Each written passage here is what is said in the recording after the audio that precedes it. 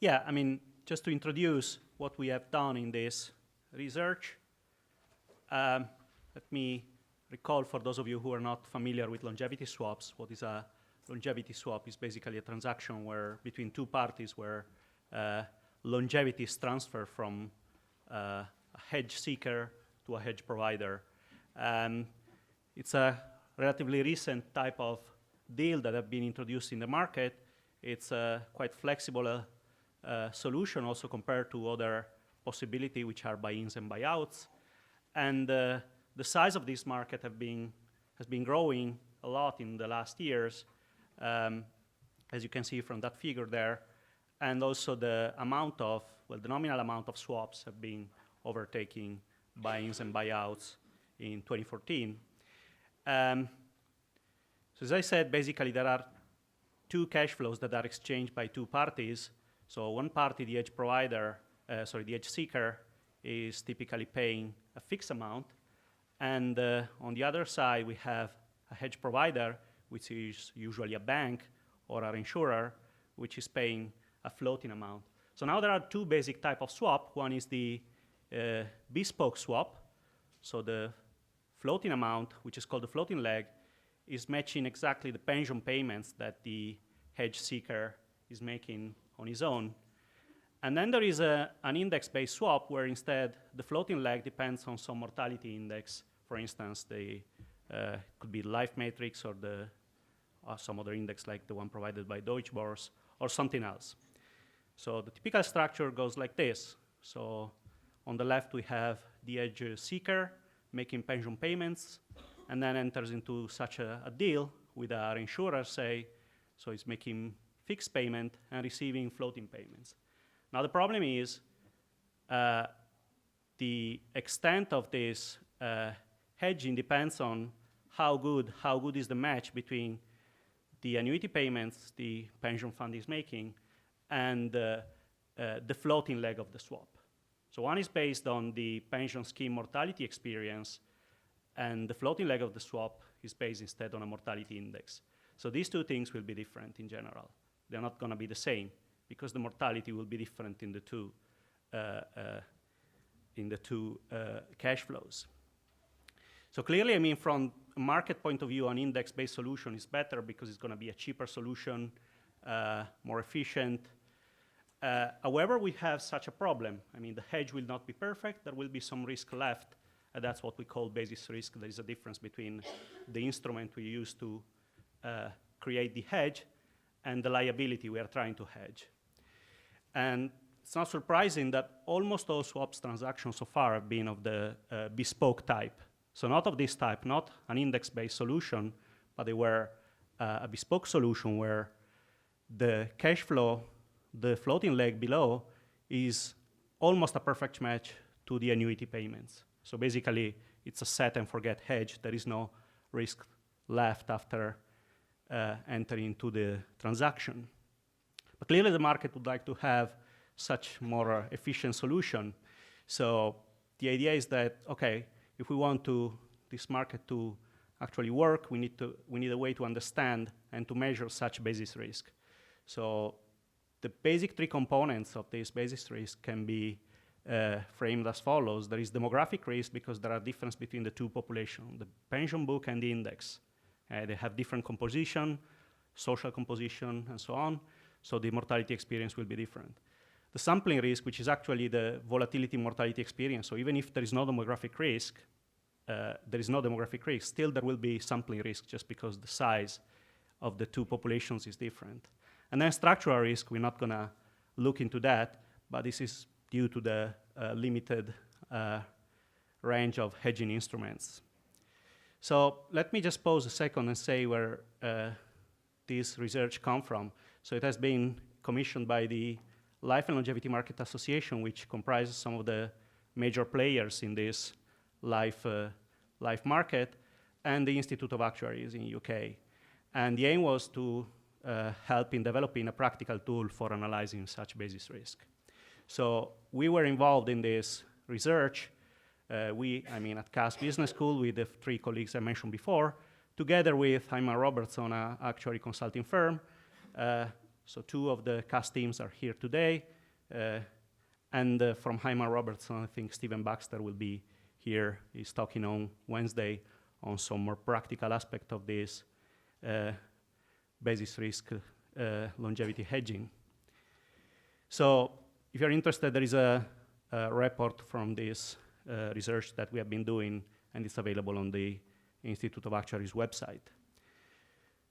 Okay, so ultimately, to measure this basis risk, it boils down to use a 2-population mortality model, because we have the reference back in the index, and then we have the pension scheme. And we have been looking at more or less all models available in the literature for doing that, and there was a long list, and so we needed a way of shortening such list, narrowing down, and coming up with 1 or possibly 2 candidate models. So we follow up the following process. So we first define criteria for a good practical model. So there were already existing many criteria for forecasting mortality models. So we added a few more criteria because we are dealing with 2 populations now. And use this criteria to shortlist the models, so get rid of models that are not good, and then further use some data set to analyze the remaining models and see which one is better. And so the ultimate thing we were trying to do was define what modeling approach is appropriate in which cases, because it was clear to us from the beginning that since we are working with a pension scheme, and typically pension scheme size is not huge, that the answer will depend on the number of years of available data, so that's on the x-axis, and on the size of the pension scheme on the y-axis, so that means how many lives we have in the pension scheme. And clearly, if we don't have enough lives, sampling risk will be too high, so it will not be possible to measure such basis risk because most of it comes from sampling risk. So no matter what we do, we won't be able to measure it effectively. It will be biased by such sampling risk. And then, of course, we will need also a given number of years of available data because we can't do much if we just have a couple of years of observations. So in the top right part, the blue part, that's what we call direct modeling of the book. So if we want to model directly the mortality in the pension scheme, what is the appropriate models and what are the minimal conditions, okay? So how small can the book be and how many years of data we need to do such, to accomplish such task. And then in the case where we have enough lives in our pension scheme but not many years of data, then we came up with some possible alternative solution that we call characterization approach. It's not in my talk today, so if you want to have a look at that, it's in the report I mentioned before. So our main findings is that approximately we need 8 years of data and 25,000 lives per year in our pension schemes in order to be able to model effectively the mortality in such pension scheme. And when this is the case, we found 2 models that are better than the others in order to reproduce such mortality experience, the M7 and 5 and the common age effect plus cohorts, and we will see in a moment what models we are talking about. Okay, so this is more or less a landscape of 2 populations mortality models. So okay, there are many of them, not expecting you to read through all the boxes, but basically we have models that are extensions of the Lee-Carter, models that are extensions of the CBD, the Cairns, Blake, and Dowd model, and then other models, for instance, based on GLM, on P-splines, or other approaches that do not fit in the previous 2 categories. So first we had a look at criteria to get rid of models that are not good for the task we have in mind. So there are papers that describe possible criteria that are sensible, like a model should be easy to implement, transparent, parsimonious, and so on. And then we added more criteria because now we are doing with a special case. So for instance, the model should be compatible with the available data we have. Typically, we don't have many years of data in a pension scheme, and the size is relatively small. So the model we are using should be able to take that into account. And typically, there is a mismatch between the number of years we have in the book and the number of years we have in the reference population. disentangle, so the possibility of separating level and improvement differences between the two populations we have. Properties of central estimates, so they should be consistent with historical data, expected mortality characteristics, and the goodness of fit of rates should be good, but also goodness of fit of rate differences should be also good. So the model we are using shouldn't just be fitting each population separately, but also differences between them. Correlations, one key criteria we have is that there shouldn't be non-perfect correlation between mortality rates in the two populations, because if this is the case, if you do have perfect correlation, then clearly we're trying to hedge an instrument using one which is perfectly correlated with that. Clearly the answer will be, okay, you can do the hedge almost perfectly, and we know that's not going to be the case. And then criteria of reasonableness, like on the level of uncertainty in forecast of rates and rates differences between the two populations. Flexibility, the model should be able to handle different book sizes, lengths of back history, portfolio heterogeneity, and so on. Okay, just to make a few examples of how we use this criteria. I mean, it was a long work, so I'm just showing you some highlights here. So for instance, non-perfect correlation between mortality rates in the two populations, we don't want to have that. Okay, we don't want to have perfect correlation because the answer will always be wrong in that case. So we got rid of all the models with a single period term. For instance, the common factor where a single time, a single period index is driving changes in mortality in both populations, okay? So that's not gonna be a good one. You will see later why we kept it as an example. Compatibility with available data. So for instance, we had to get rid of co-integrated models because they assume the same length of time series in two populations, so that will never be the case in the data set that we have. Easy to implement or transparent, although models based on Bayesian methods should be quite good in this case because they work with few data. They're not that easy to implement or transparent or easy to explain. So it was our decision to kind of skip these models or those based on p-splines, for instance. So in this way, we reduced the landscape to less than 10 models, more or less, and then we needed some data and some common mathematical formulation in order to further reduce the landscape. So we modified a little bit some of the models that we have seen before in order to use a common framework in order to ease the comparison. So for instance, we were modeling using a conditionally binomial model for the number of deaths in the reference population.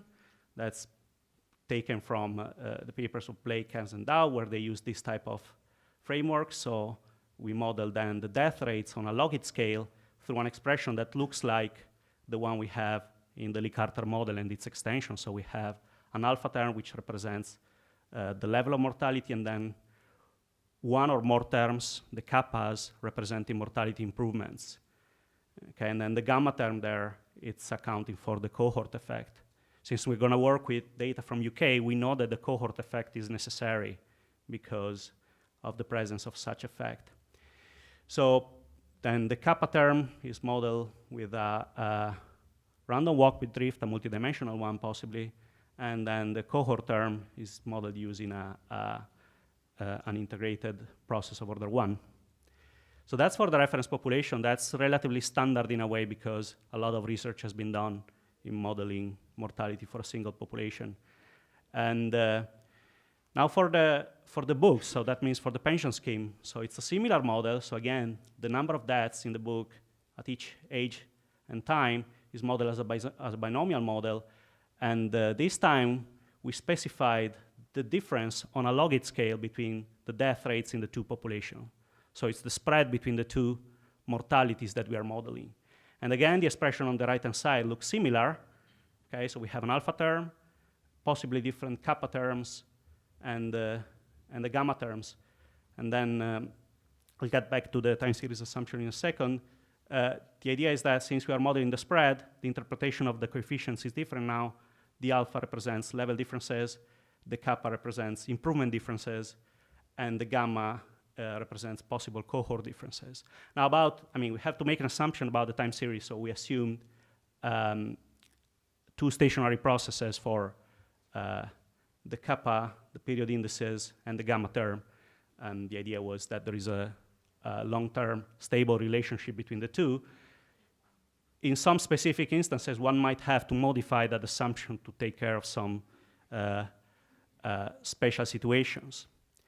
Okay, so we started with reference population. I said this is relatively standard, especially for UK. Several studies have been done in order to estimate mortality. So we did the exercise one more time, tried many models, and what we came up with is consistent with other findings in the literature. So either just a basic Lee-Carter model plus a cohort term, as I said, this is necessary in UK, or the M7 model of Cairns, Blake, and Dowd on the second formula.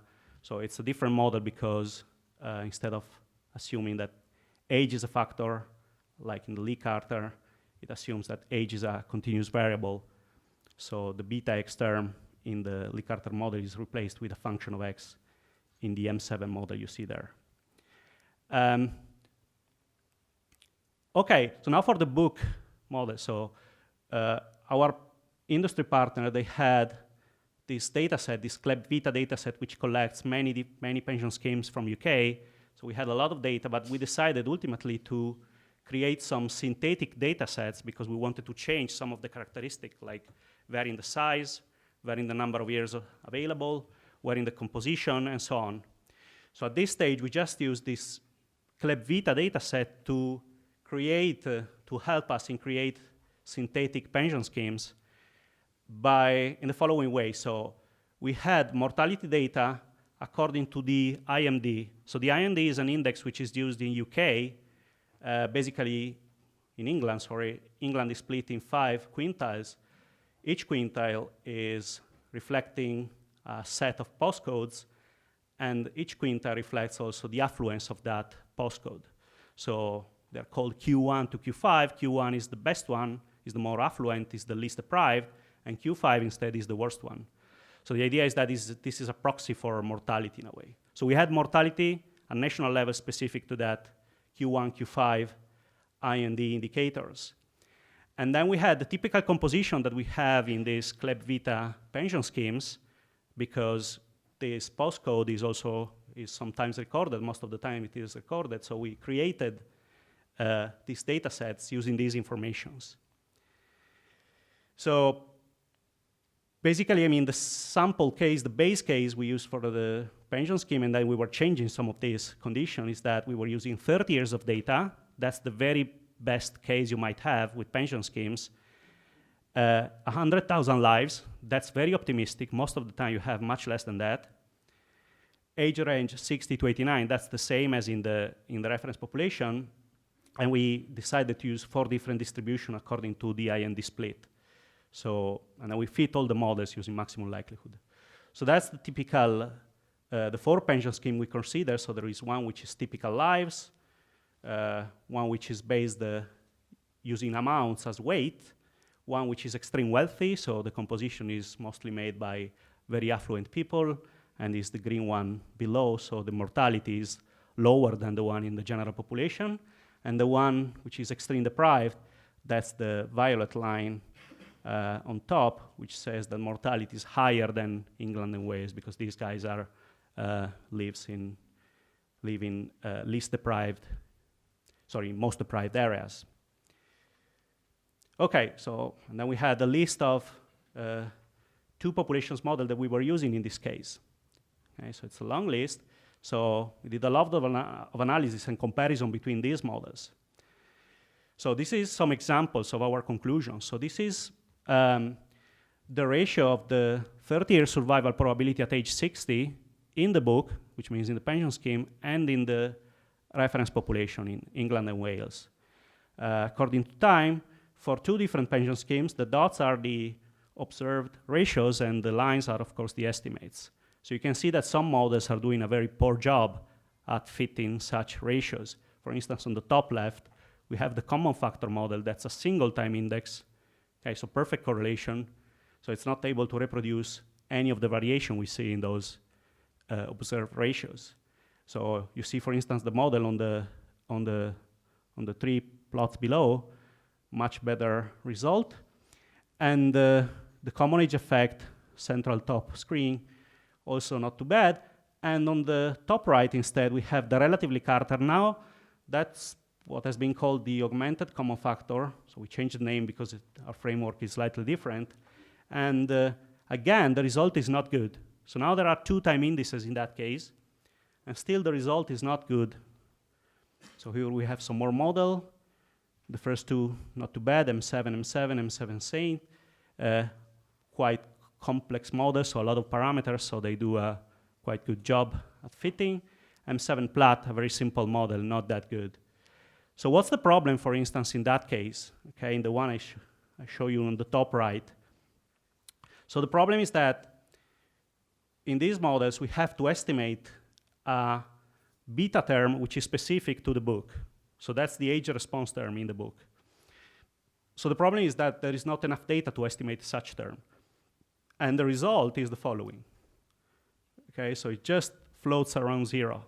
So as soon as we compute some aggregate metrics like the 30-year survival probability, that probability will include all the ages from 60 to 90.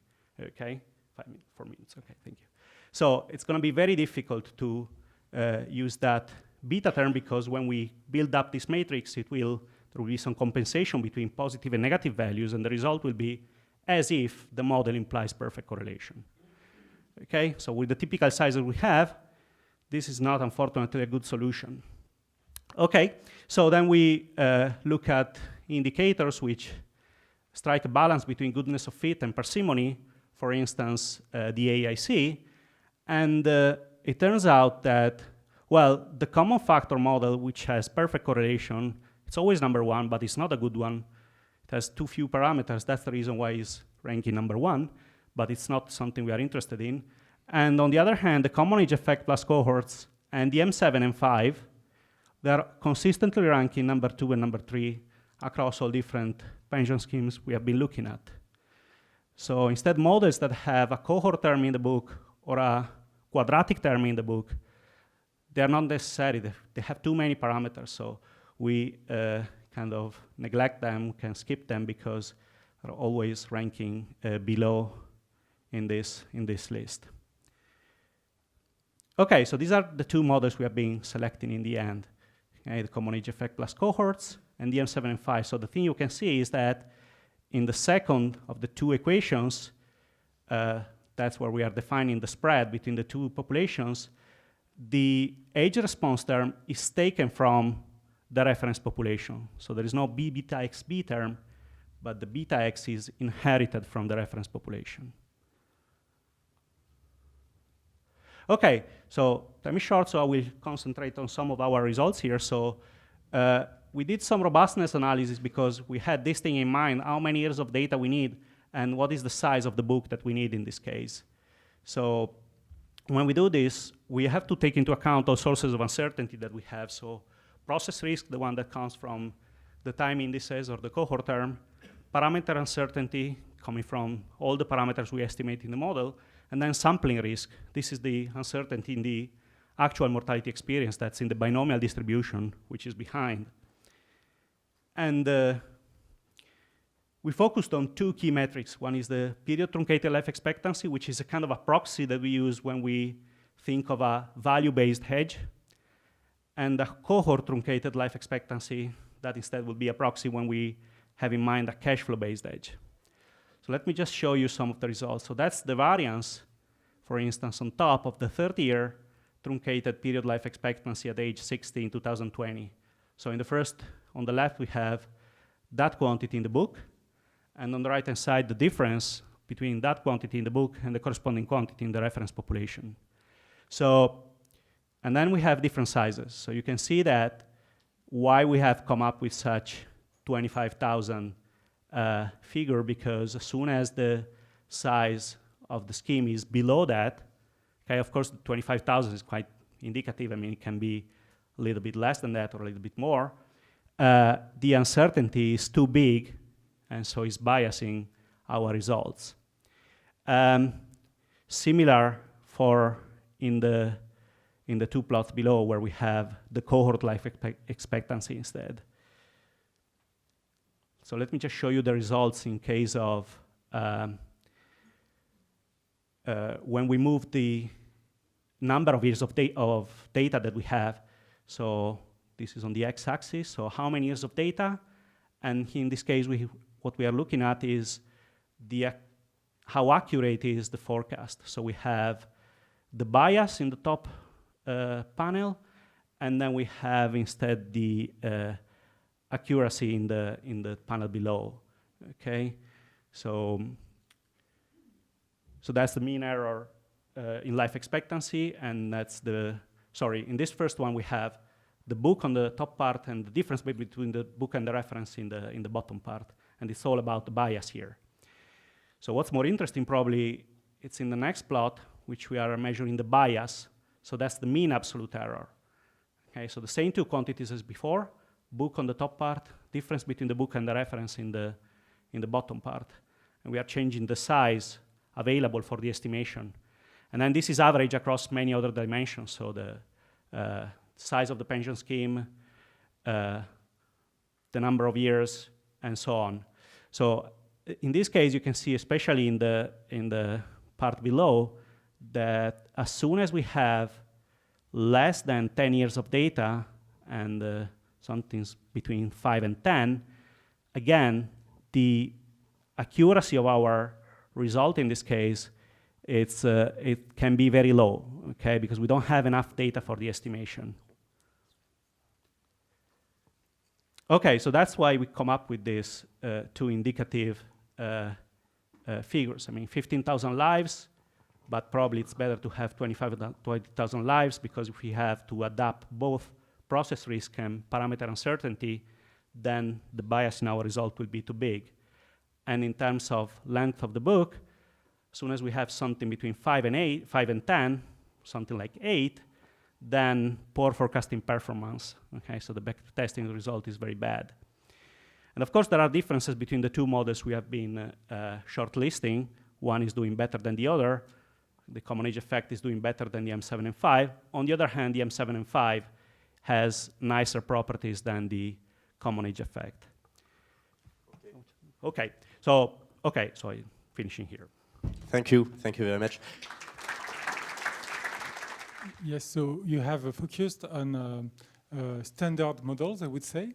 But if you wanted to use not shorter periods of time, because 8 years is not much, but shorter portfolio, couldn't you lower the size needed if you were using, for example, simple logistic regression of mortality rates by age and time, or something with 1 or 2 parameters only? Yeah, I mean, we had this concern at some point that when I showed that picture where we have, let me go back just a second. Okay, it's no longer there, sorry. Is it?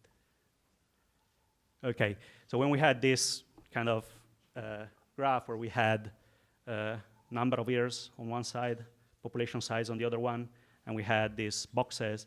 They're not actually boxes. I mean, there might be some trade-off between the two, but I mean, with the models we have been looking at, you can't play too much with them. So there is some curvature in this box, actually. So even if you don't have, I mean, if you have the minimum requirements in both dimensions, so 8 years of data and 25,000 lives, then it's not going to be very good in that case. I don't know about the other models you suggested, actually. Okay?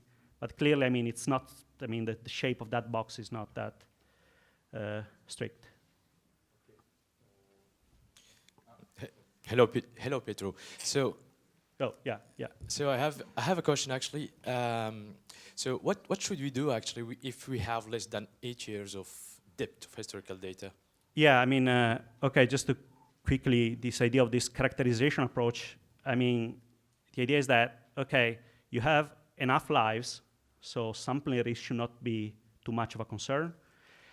And the idea is that you might estimate a model on a larger data set. So we had this CLEP-Vita data set, which has a lot of data, and it has covariates, this postcode-based index and pension amount as well. These are two relevant covariates for predicting mortality in pension schemes. And the idea is that if in your pension scheme you have the same covariates, you can estimate the model on the larger data set and then map the mortality on your smaller pension scheme.